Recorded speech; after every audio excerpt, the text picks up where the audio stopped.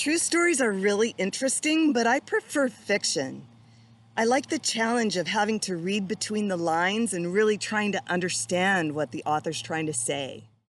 I read both, I think. I read non-fiction for work, which is most of my time. But when I go on holiday, I love to read detective stories.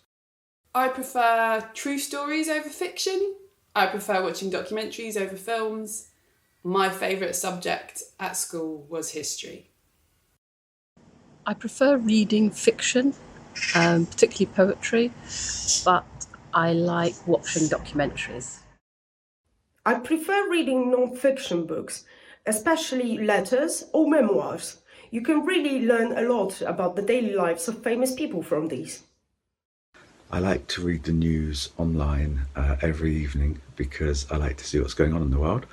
And I also like to read biographies, particularly about musicians and sports people, because I find them inspiring and I like to find out more about their lives. I think I probably prefer fiction. I just love being taken away to new worlds and, growing with the characters and finding out what happens to them.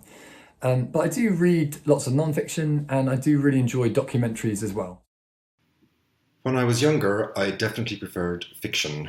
I used to love getting lost in stories, but as I get older, I definitely prefer more true stories, especially historical stories or biographies of interesting or famous people.